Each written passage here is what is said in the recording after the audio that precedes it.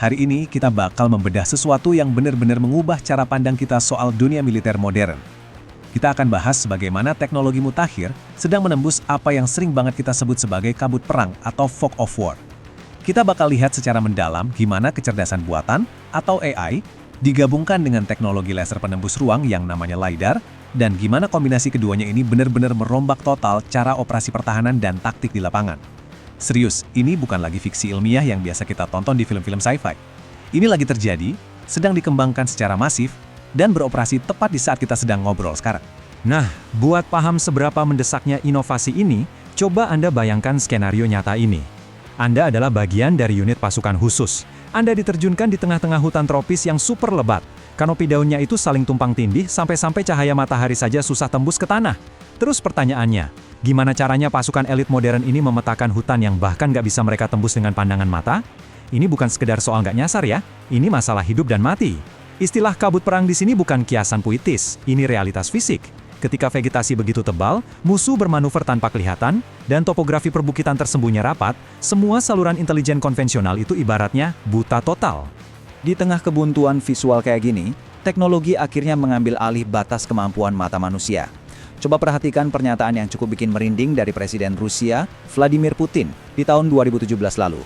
Waktu itu dia bilang di depan para siswa, kecerdasan buatan adalah masa depan. Siapapun yang menjadi pemimpin dalam bidang ini akan menjadi penguasa dunia. Kutipan yang sangat lugas ini menyoroti satu realitas baru. AI dan drone itu udah naik kelas. Mereka bukan lagi sekedar alat bantu tambahan, tapi udah jadi senjata dan mata utama buat berbagai negara untuk menavigasi ketidaktahuan di medan perang. Tapi sebelum kita terlalu asyik bahas mesin dan teknologinya, mari kita ingat satu hal penting. Pada akhirnya, semua teknologi canggih ini diciptakan untuk melindungi dan ngebantu manusia yang ada di lapangan. Kita ambil contoh perjalanan historis dari salah satu unit elit paling legendaris di Indonesia, Korps Brigade Mobil atau BRIMOB. Sejarah mereka ini panjang loh, dimulai dari zaman penjajahan Jepang di tahun 1943. Mereka dibentuk dengan nama Tokubetsuke Satsutai atau Polisi Istimewa. Di bawah pimpinan Inspektur Polisi I. Muhammad Yasin, pasukan ini bahkan punya nyali buat melucuti senjata tentara Jepang. Terus, di tahun 1945, mereka dilebur jadi Mobile Brigade atau Mobrig. Sampai akhirnya di tahun 1961, Presiden Soekarno meresmikannya jadi Korps Brigade Mobil.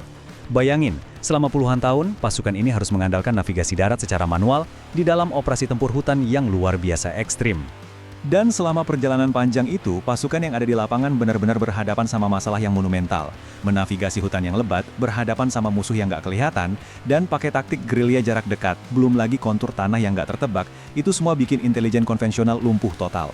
Coba ingat-ingat lagi operasi paramiliter zaman dulu, kayak penumpasan DI/DII di hutan Jawa Barat, atau operasi penyusupan di Papua. Pasukan kita harus masuk ke lingkungan ekstrem dengan kondisi nyaris buta arah. Resiko jatuhnya korban jiwa sangat masif cuma karena keterbatasan jarak pandang ini. Jadi, mereka memang butuh banget yang namanya solusi teknologi. Sebentar, tantangan soal visibilitas ini sebenarnya nggak cuma monopoli di hutan belantara saja. Coba kita lihat berbagai skenario taktis berisiko tinggi yang dihadapi unit elit masa kini. Misalnya, pasukan pelopor BRIMOB yang butuh banget kemampuan melacak anti-gerilya di medan penuh vegetasi. Di sisi lain, pasukan gegana menghadapi lingkungan yang 180 derajat bedanya, kontraterorisme dan penjinakan bahan peledak di tengah kota yang padat penduduk. Terus, kita juga punya Pusi Grosal dari TNI Angkatan Laut yang harus ngejalanin operasi pendaratan amfibi yang super kompleks. Mereka harus bisa menguasai wilayah pantai yang mungkin udah dikendalikan musuh. Buat semua unit ini, apapun medannya, punya pandangan yang clear dan data intelijen yang akurat, itu hukumnya wajib demi keselamatan para prajurit. Nah, sekarang kita masuk ke bagian 1, AI dalam pertahanan, otak di balik mesin. Yang menarik banget dari bagian ini adalah bagaimana mesin bisa berpikir. Pertanyaannya, gimana caranya sebuah perangkat keras memproses informasi kalau nggak disetir langsung pakai remote sama manusia?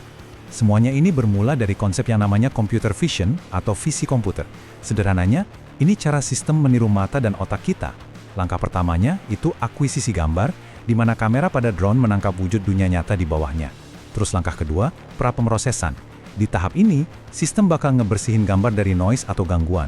Lanjut ke langkah ketiga, ekstraksi fitur. Di sini, komputer mulai membedah gambar tadi jadi komponen-komponen dasar, kayak nyari titiknya, garisnya, sudut, sampai konturnya. Dan terakhir, analisis dan interpretasi. Mesin akhirnya menerjemahkan bentuk-bentuk tadi jadi sebuah makna. Dia bisa tahu, oh yang di bawah sana itu kendaraan, yang itu bangunan, itu pohon, itu orang, atau bahkan mengenali jenis medan tanahnya. Tapi, Sekedar tahu itu gambar apa jelas nggak cukup cerdas buat di medan perang kan? Mesin terbang otonom harus bisa ngambil keputusannya sendiri, langsung di udara saat itu juga.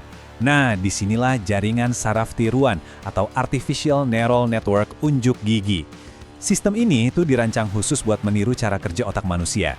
Lewat proses yang kita sebut Deep Machine Learning, drone ini dijejali sama ribuan, bahkan jutaan data positif dan negatif. Sistem ini memproses semua sinyal itu secara paralel, dia bisa menoleransi kalau ada error, dan perlahan-lahan makin pintar dari algoritma yang diunggah ke dalamnya.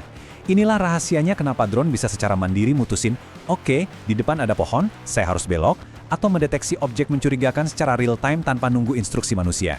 Kalau istilah-istilah tadi kedengarannya kaku, kayak buku teks pemrograman, coba kita bedah pakai analogi biologi. Ini gila sih, karena struktur jaringan saraf buatan ini secara harfiah meniru jaringan saraf di kepala kita. Di dalam programnya, ada yang namanya input layer buat nerima informasi dari luar. Nah, ini fungsinya persis kayak dendrit di sel saraf biologi kita. Terus ada output layer yang ngirim hasil akhirnya, ibarat akson.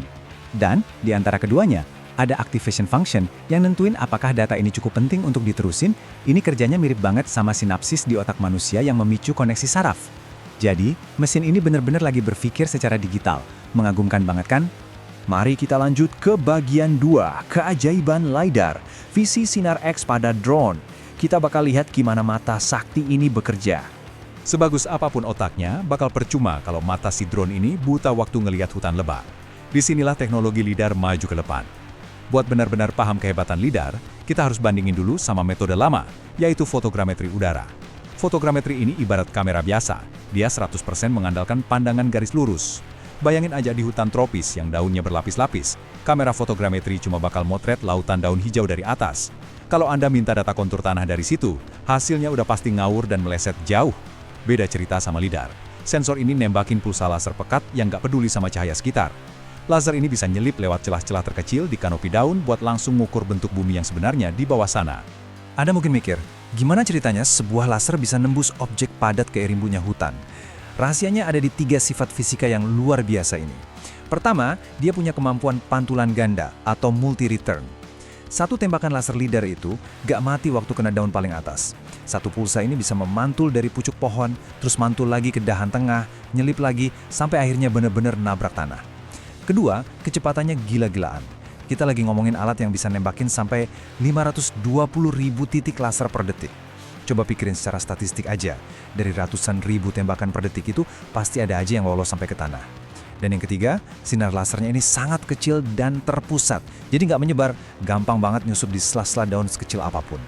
Nah, setelah miliaran titik cahaya itu memantul balik dan dikumpulin lagi sama drone, disinilah keajaiban softwarenya terjadi dengan sangat kilat.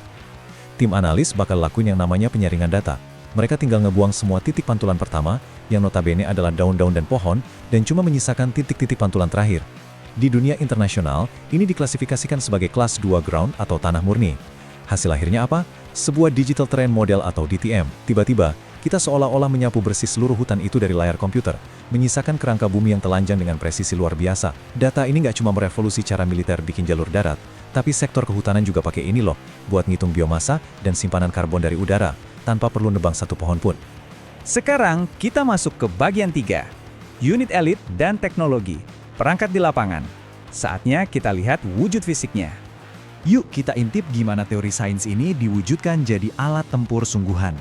Coba perhatikan 2 mesin yang beda banget tapi sama-sama mematikan ini. Di sebelah kiri ada primadona kelas komersial, DJI Matrix 400. Drone ini bisa terbang non-stop selama 59 menit sambil bawa alat berat sampai 6 kg.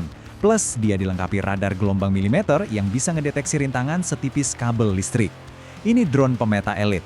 Tapi, kalau kita geser ke kanan, kita kayak lompat ke masa depan murni sama Kratos Valkyrie XQ-58A. Ini bukan lagi sekedar alat ukur. Ini adalah wingman tempur militer beneran. Dia sanggup terbang lebih dari 3.000 mil dengan kecepatan Mach 0,7. Yang lebih gilanya lagi, dia disetir sama AI dan bisa diluncurkan tanpa butuh landasan pacu. Harganya, ya nggak heran sih kalau menyentuh 1-3 juta dolar per unit. Bener-bener game changer. Oh ya, jangan kira teknologi dewa ini cuma kepake di darat. Ini juga jadi penyelamat buat mimpi buruk strategi kelautan. Seperti yang dianalisis oleh Pusidrosal TNI Angkatan Laut kita, pendaratan amfibi itu adalah manuver militer paling anjelimet dan berisiko. Dulu, kalau mau survei pakai kapal laut konvensional, prosesnya lambat banget, super bahaya, dan hampir mustahil dilakukan diam-diam di wilayah musuh. Tapi dengan ngebawa sensor LiDAR pakai drone, Angkatan Laut sekarang bisa dapat data 3D topografi bawah air beresolusi tinggi, plus mendeteksi jebakan di pantai yang mungkin dipasang musuh. Pengumpulan data super berisiko ini sekarang bisa kelar dengan kilat, dan yang paling krusial, aman dari atas udara. Jadi, poin krusial yang mau saya sampaikan soal masa depan perang berbasis AI ini berpusat pada satu kata, skala. Anda lihat angka 250 ini? Ini sama sekali bukan angka acak. Ini adalah target dari program eksperimental militer Amerika, DARPA, yang namanya program offset. Konsepnya ngeri sih, alih-alih cuma ngirim 1 atau 2 drone, bayangin sebuah unit infanteri kecil di kota yang padat didampingi langsung sama sekawanan atau swarm, yang isinya sampai 250 drone udara dan robot darat. Semuanya otonom. Semuanya saling terkoneksi satu sama lain buat nganalisis area, nyari target dan mengepung musuh secara barengan, kayak sekumpulan lebah digital. Ini membawa kita ke bagian 4, masa depan pasukan tak berawak, Skyborg dan kawanan AI. Membicarakan skala operasi otonom tadi bikin kita melihat langsung masa depan peperangan. Di garda terdepan evolusi ini ada sebuah inisiatif ambisius yang dinamakan Skyborg. Tujuannya ini benar-benar fenomenal. Mereka mau mengawinkan kecerdasan buatan dengan insting pilot manusia di kokpit.